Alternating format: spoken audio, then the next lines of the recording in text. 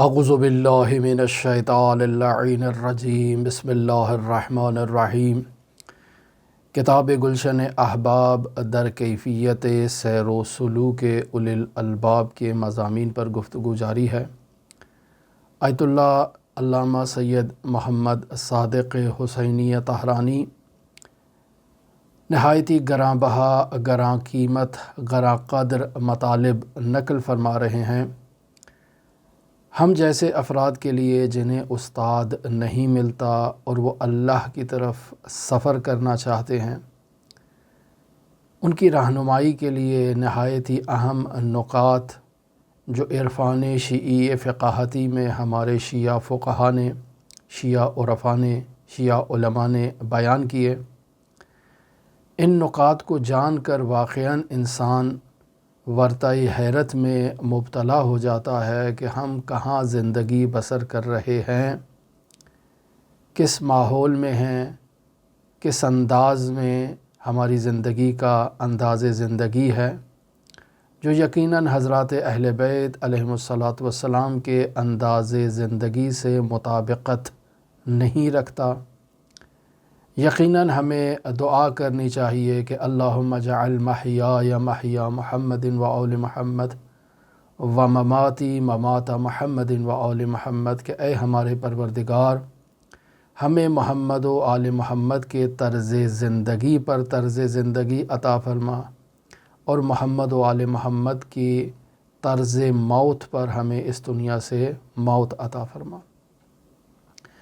اللہ ہماری اس دعا کو ہمارے حق میں قبول فرمائے اور ہم اہل بیت علیہم الصلاۃ والسلام کے طرز زندگی کے مطابق زندگی بسر کر سکیں۔ آج جس موضوع کا اس گراں قدر کتاب سے انتخاب کیا گیا وہ کھانے پینے کے معاملات میں احتیاط سے متعلق موضوع ہے۔ اجمالاً اس موضوع پر پہلے بھی آیت اللہ صادق طہرانی نے گفتگو فرمائی، اور اس آیت کو جو سورہ عبس کی آیت ہے محور کلام قرار دیا، جس میں خداوند متعال ارشاد فرما رہا ہے بسم اللہ الرحمن الرحیم فَلْيَنْظُرِ الْإِنسَانُ إِلَىٰ طَعَامِهِ، کہ انسان کو اپنے طعام، اپنی خوراک، اپنی غذا، اپنے کھانے پینے کی چیزوں کی طرف متوجہ ہونا چاہیے، دیکھنا چاہیے، اور یہ دید انسان کی غافلانہ دید نہ ہو بلکہ آگاہانہ دید ہو، انسان متوجہ ہو کہ وہ کیا کھا رہا ہے۔ یہاں اس آیت میں خداوند متعال نے الانسان کہا ہے، یعنی تمام وہ لوگ جن پر انسان کا اطلاق ہوتا ہے، اور بطور خاص مؤمنین تمام کے تمام اس آیت کے لیے مصداق ہیں، جنہیں خداوند متعال متوجہ کروا رہا ہے کہ ایھا الانسان المؤمن، تمہارے لیے لازم ہے کہ اپنے طعام کی طرف توجہ دو۔ خوب، بس تمام مؤمنین کے لیے یہ لازم ہے، اور مؤمنین کے علاوہ بطور خاص وہ افراد اس آیت کا مصداق قرار پائیں گے جو اللہ کی طرف سلوک کر رہے ہیں، اللہ کی طرف سفر کر رہے ہیں، اللہ کی محبت کی تڑپ ان کے وجود میں موجود ہے، جو تڑپ رہے ہیں اپنے خالق حقیقی کی ملاقات کے لیے۔ ایسے افراد مومن اور سالک کی یہ ذمہ داری ہے کہ وہ اپنی خوراک پر توجہ دیں، غور کریں کہ کیا کھا رہے ہیں۔ اس ظاہری غذا کے بارے میں غور کرنا چاہیے، چونکہ یہاں طعام ہی انسان اپنے طعام کی طرف توجہ دے، طعام ظاہر بات ہے کہ اس ظاہری غذا کی طرف اشارہ ہے، اور اگر طعام سے مراد طعام معنوی لیا جائے تو پھر وہاں بھی انسان کو متوجہ ہونا چاہیے کہ انسان کا طعام معنوی کیسا ہونا چاہیے۔ لیکن یہاں ہم اسی آیت کے ظاہری پہلو کو دیکھیں تو انسان کو اپنی ظاہری غذا،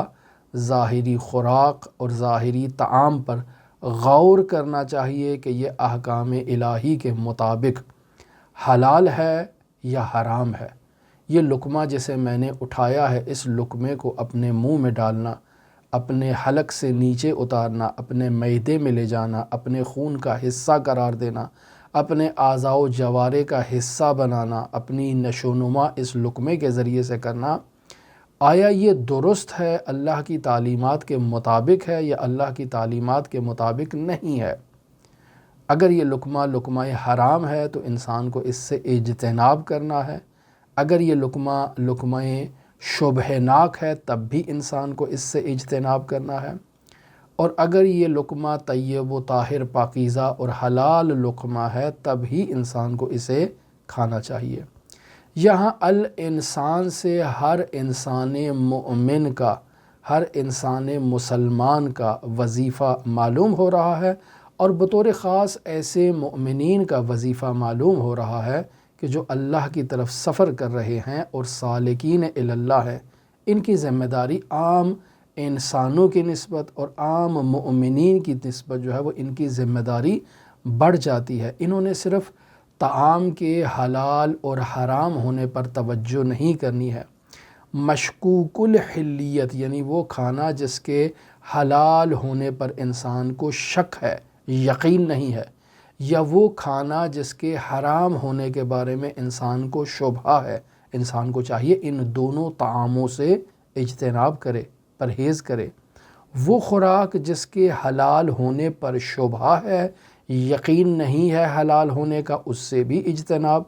اور وہ کھانا جس کے حرام ہونے پر شبہ ہے اور یقینی طور پر وہ حرام نہیں ہے، یعنی اس کے لیے کنفرم نہیں ہے، ایسے طعام سے بھی اجتناب کرنا انسان سالک الی اللہ کا وظیفہ ہے۔ بلکہ سالک الی اللہ کا وظیفہ تو اس سے بڑھ کر ہے۔ جہاں کہیں بھی اس کو دسترخوان پر دعوت دی جاتی ہے، اس کو پکارا جاتا ہے، اس کو دعوت دی جاتی ہے، بلایا جاتا ہے، دوست احباب ہیں، معاشرے میں زندگی بسر کرنے والے ہیں، سیاسی کارکن ہیں، ہم جو ایک ہی کارخانے میں یا ایک ہی کمپنی میں کام کرنے والے ملازمین ہیں، کوئی بھی دعوت دے دیتا ہے انسان کو ہر دعوت کو ایکسیپٹ نہیں کرنا چاہیے، ہر دعوت کو قبول نہیں کرنا چاہیے۔ کون سے انسان کو؟ وہ انسان جو مومن ہے، اور بطور خاص وہ انسان جو سالک الی اللہ ہے، اسے ہر کسی کی دعوت کو قبول نہیں کرنا چاہیے۔ ہاں، دعوت قبول کرنے کے لیے بھی اسلامی تعلیمات میں ایک معیار دیا گیا ہے، اور وہ معیار کیا ہے؟ وہ معیار یہ ہے کہ انسان باتقوی افراد کی دعوت کو قبول کرے، پرہیزگار افراد کی دعوت کو قبول کرے، اہل ایمان مؤمنین کی دعوت کو قبول کرے۔ ہر کسی کی دعوت کو قبول کرنے کا انسان مختار نہیں ہے، اسے اجازت نہیں دی گئی، اور بطور اولا اگر دعوت دینے والا شخص فاسق ہے تو ہرگز اس کی دعوت کو قبول کرنے کی انسان مومن کو اور انسان سالک الی اللہ کو ہرگز اجازت حاصل نہیں ہے۔ لہٰذا یہ جو خداوند متعال ارشاد فرما رہا ہے فَلْيَنْظُرِ الْإِنسَانُ إِلَىٰ طَعَامِهِ کہ انسان اپنے طعام کی طرف توجہ کرے، یہ خود دلیل ہے اس بات کی کہ انسان فاسق افراد کی دعوت کو ایکسیپٹ نہیں کر سکتا۔ لہٰذا دیکھے انسان کہ دعوت دینے والا شخص مؤمن ہے، دعوت دینے والا شخص متقی ہے، پرہیزگار ہے، تب انسان اس کی دعوت کو ایکسیپٹ کرے۔ بلکہ اس سے بالاتر انسان جو کھانا خود کھا رہا ہے، وہ کھانا انسان صرف اور صرف اہل تقوی افراد کو دعوت دے سکتا ہے اس کھانے سے۔ کسی فاسق اور فاجر انسان کو انسان اپنے دسترخوان پر دعوت نہیں دے سکتا۔ کیوں؟ چونکہ یہ لقمہ جو انسان کے پاس اس وقت موجود ہے، یہ لقمہ حلال ہے، طیب و طاہر ہے، پاکیزہ ہے۔ اس لقمہ پر صرف اور صرف اللہ کے پاکیزہ بندوں کا حق ہے۔ اللہ کے ناپاک بندے، جو اللہ کے نافرمان بندے ہیں، جو اللہ کی بارگاہ میں فسق و فجور کرتے ہیں، اللہ کی بارگاہ میں نافرمانی کرتے ہیں، ایسے افراد کو اس دسترخوان پر بیٹھنے کا حق حاصل نہیں ہے جو کسی مؤمن اور متقی اور پرہیزگار کا دسترخوان ہے۔ لہٰذا عزیزان محترم، اس سلسلے میں ایک بہت ہی تفصیلی روایت موجود ہے۔ 6 صدی ہجری قمری میں لکھی گئی کتاب جناب حسن بن فضل طبرسی رحمۃ اللہ علیہ کی گراں بہا کتاب ہے مکارم الاخلاق۔ اس کتاب میں اس روایت کو نہایت ہی تفصیل کے ساتھ درج کیا گیا ہے، اور پھر اس روایت کو مرحوم شیخ طوسی رحمۃ اللہ علیہ نے اپنی کتاب العمالی جلد نمبر 535 پر اور اس کے علاوہ متعدد اخلاقی کتابوں میں اس روایت کو تفصیلاً ذکر کیا گیا ہے، اور یہ حدیث حضرت ابو ذر غفاری رحمۃ اللہ علیہ سے نقل ہوئی ہے، جنہوں نے رسول خدا صلی اللہ علیہ وآلہ وسلم سے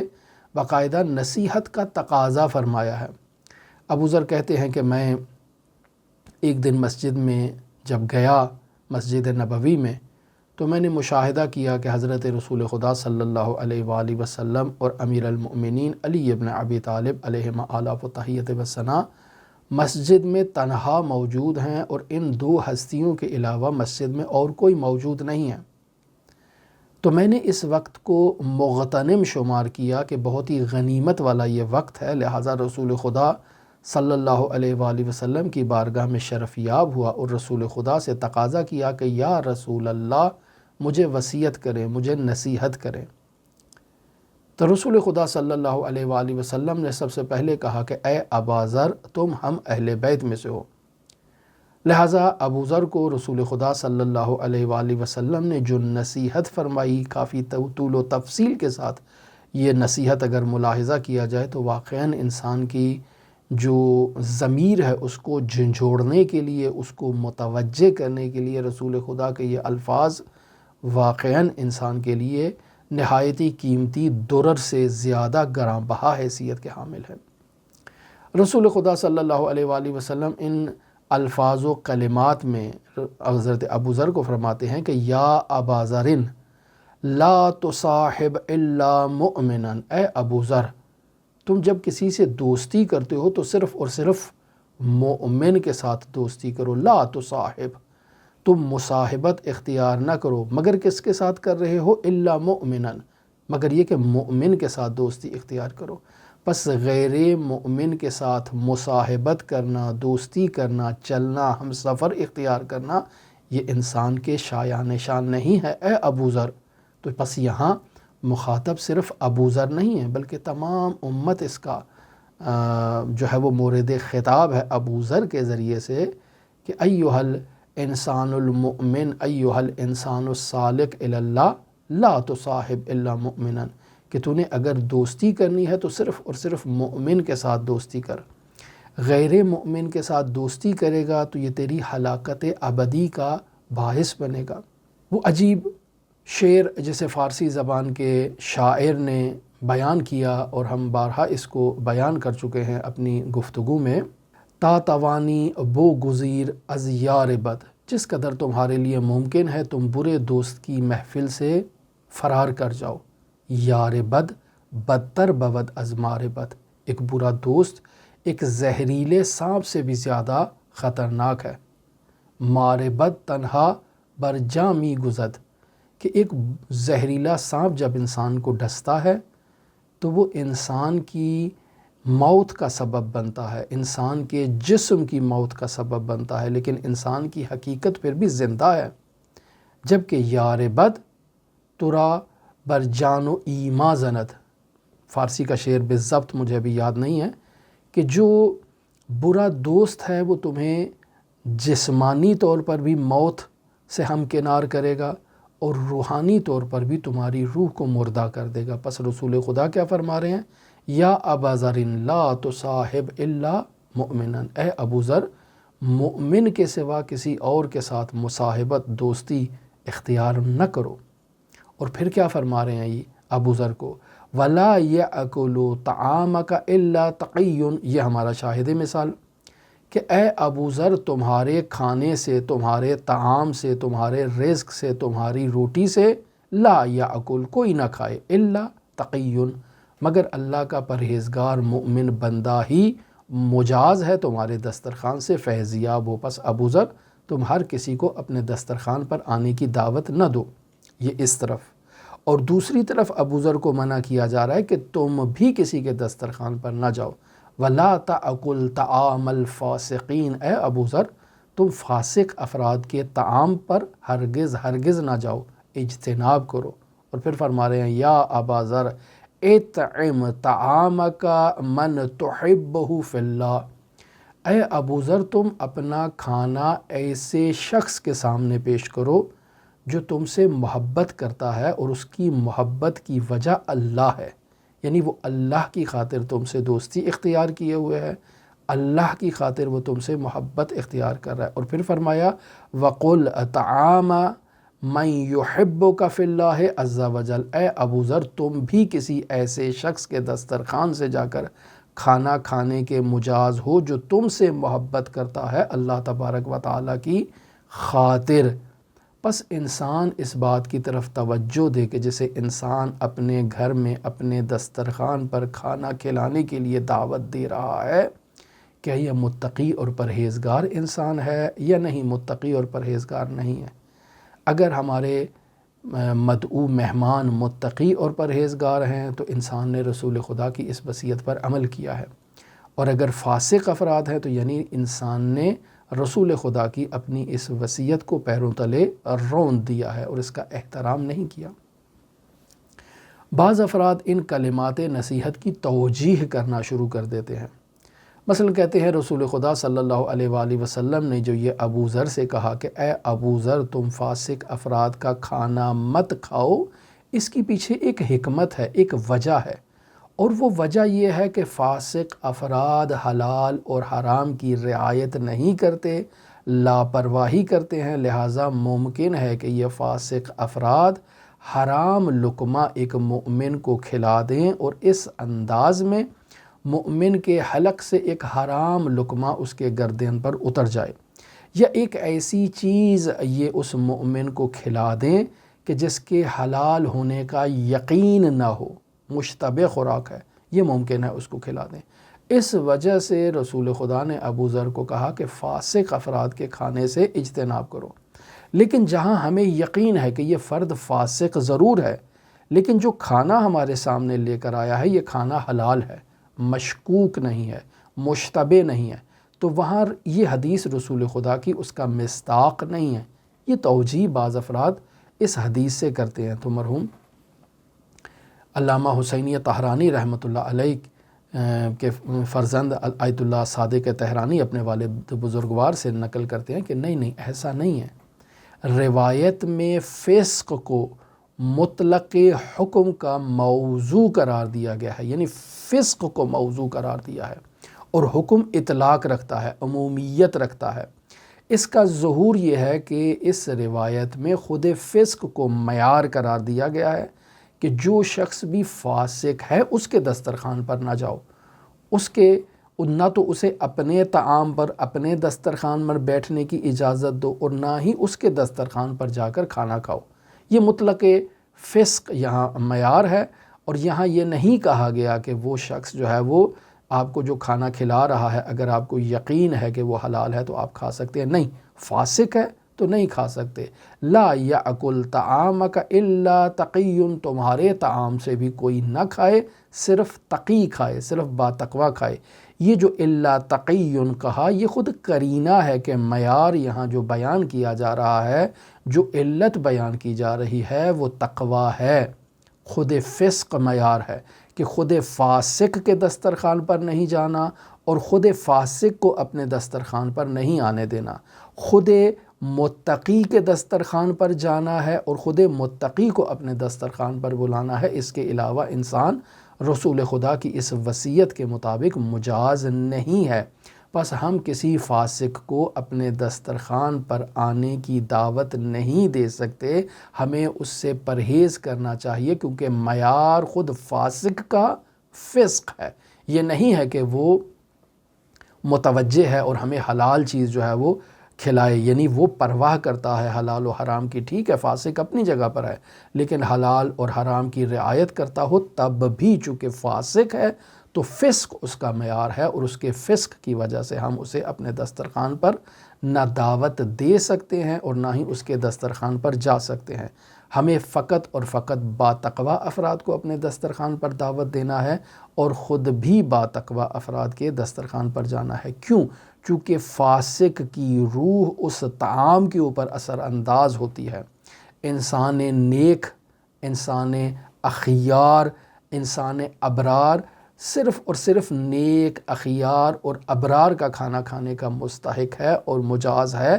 وہ فاسق افراد کے دسترخوان سے کھانا کھانے کا مجاز نہیں ہے، یعنی اس کو اجازت نہیں ہے۔ کیوں؟ چونکہ اگر فاسق افراد کا کھانا کھائے گا تو وہ اس کے وجود کے لیے گوارا نہیں ہوگا، اس کے وجود کے لیے جو ہے وہ باعث ہضم نہیں ہوگا۔ ہضم ظاہری مراد نہیں ہے، بلکہ ایک مومن جو طعام کھاتا ہے، یہ طعام اس کی معنوی ترقی اور معنوی عروج اور معنوی معراج کا سبب بنتا ہے۔ اگر انسان ایک فاسق فرد کا لقمہ اپنے حلق سے نیچے اتار لے تو یہ اس کو ہضم نہیں ہوگا، یعنی اس کے ملکوتی سفر میں اس کے لیے معاون، ممد اور مددگار نہیں ہوگا، اس کے سقوط، انحطاط اور اسفل السافلین کی طرف اسے دھکیلنے میں اپنا کردار ادا کرے گا۔ اور دوسری طرف اگر انسان باتقوا افراد کے دسترخوان پر جا کر کھاتا ہے تو وہ انسان کے وجود میں ایک ایسی جو ہے وہ نشاط کو اور ایک ایسی فرحت کو ایجاد کریں گے کہ جس کے ذریعے سے انسان جو ہے وہ ملکوت کی طرف جو ہے وہ بڑھ چڑھ کر آگے سفر کرے گا۔ پس عزیزان محترم، یہ لقمہ جو ہے وہ نہایت ہی اہمیت کا حامل ہے۔ انسان کو اس بات کی طرف توجہ دینی چاہیے کہ انسان جو کھانا کھا رہا ہے وہ کیسا کھانا ہے۔ فَلْيَنْظُرِ الْإِنسَانُ إِلَىٰ طَعَامِهِ، کہ انسان کو اپنے طعام کی طرف توجہ دینا ہے، غور کرنا ہے، اور پھر انسان کو ایسے طعام کو کھانا ہے جو حلال ہے، طیب و طاہر ہے، مشتبہ نہیں ہے، اور پاکیزہ افراد نے اس طعام کو تیار کیا ہے۔ البتہ یہ پاکیزہ افراد نے تیار کیا ہو، یہ موضوع نہایت ہی اہمیت کا حامل ہے۔ اس پر انشاءاللہ کل آپ کے ساتھ گفتگو ہماری اسی موضوع پر جاری رہے گی۔ ہماری دعا ہے کہ خداوند متعال ان نورانی معارف کو سمجھنے اور ان پر عمل کرنے کی ہمیں سعادت عطا فرمائے۔ اللہم صلی علی محمد و آل محمد وعجل فرج قائم آل محمد۔